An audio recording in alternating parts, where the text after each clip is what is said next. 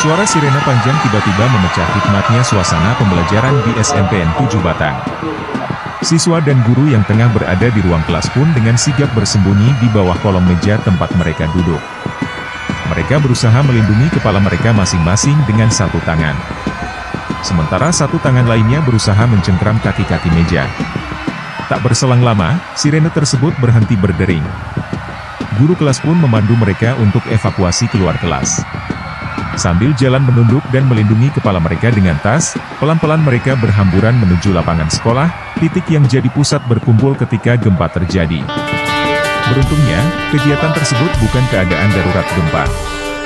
Tetapi simulasi evakuasi gempa yang dilakukan pihak sekolah bekerja sama dengan Stasiun Meteorologi dan Geofisika Banjarnegara untuk siap siaga menghadapi gempa.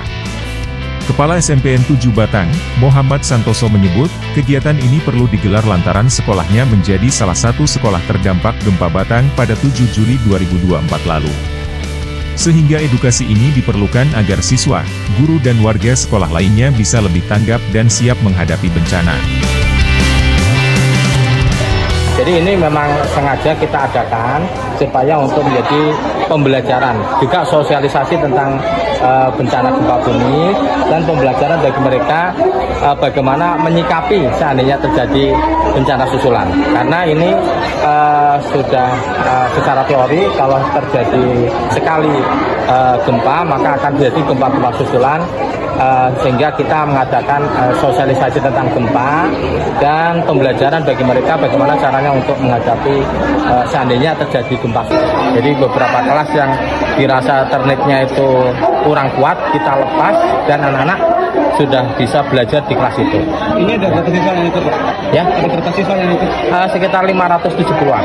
Jadi kelas 7, 8, dan 9. Juga bersama dengan Bapak Ibu Guru dan TU sejumlah 33 guru dan 10 tenaga kependidikan. Insya Allah dari BMKG itu sudah mengagendakan karena tadi itu bersifat di luar. Sebetulnya permintaan dari beliau itu di dalam ruangan, tapi karena kita kapasitasnya itu sempit, sehingga nanti di event berikutnya beliau-beliau itu akan merencanakan ada jadwal. Ada lebih dari 500 siswa, guru dan warga sekolah yang mengikuti simulasi.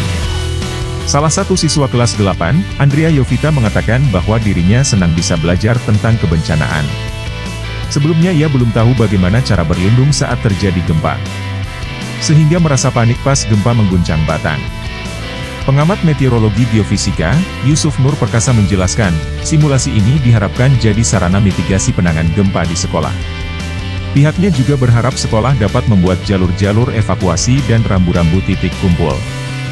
Sehingga nantinya bisa memudahkan proses evakuasi. Tempat ini, Pak. Ya, tadi kami dari tim BMKG Banjarnegara menyampaikan sedikit materi tentang potensi gempa bumi yang ada di Kabupaten Batang. Kemudian cara-cara mitigasinya bagaimana supaya nantinya kalau terjadi amit-amitnya terjadi gempa bumi lagi, dari anak-anak ini, dari siswa, dari guru, bahkan dari kepala sekolah ya, tahu harus bagaimana cara mengantisipasinya, bagaimana cara berlindungnya dari gempa bumi. Karena nantinya kalau misalnya amit-amit jadi gempa bumi yang besar, kita tidak mungkin langsung pergi keluar ruangan, yang pastinya kita jangankan untuk berlari, berdiri pun kita agak susah kalau terjadi getaran yang sangat besar. Jadi kita mitigasinya kita kasih tahu, kita edukasi mitigasinya untuk berlindung di bawah kolong meja, melindungi kepala. Nanti kalau gempa bumi sudah mereda baru kita berlari ke titik kumpul. Kemudian tadi kita juga memberi masukan kepada sekolah untuk membuat jalur-jalur evakuasi dan rambu-rambu titik kumpulnya mungkin, biar supaya jelas nanti dari kelas keluarnya ke arah mana dari jalur evakuasi ke titik kumpul. Kegiatan ini yang dilakukan di sekolah-sekolah itu Pak, atau memang dari sekolah-sekolah juga, Pak? Kebetulan kami ada program yang bernama BMKG Goes to School atau BGTS.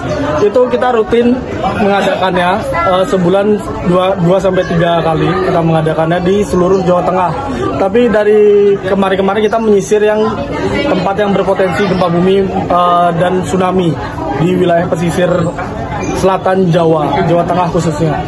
Kalau Batang sendiri Pak, ini potensi gempanya seperti apa?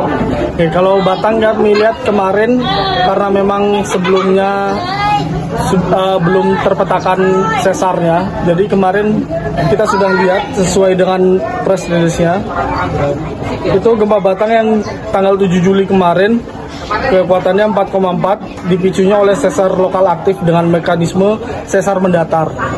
Kalau terkait gempa susulan itu berapa banyak kemarin? Untuk ini update baru sampai 15 Juli kemarin masih sampai 6 gempa. Ada 6 gempa. Itu di mana gempa magnitudo terbesarnya ada di 4,4, yaitu di gempa utamanya.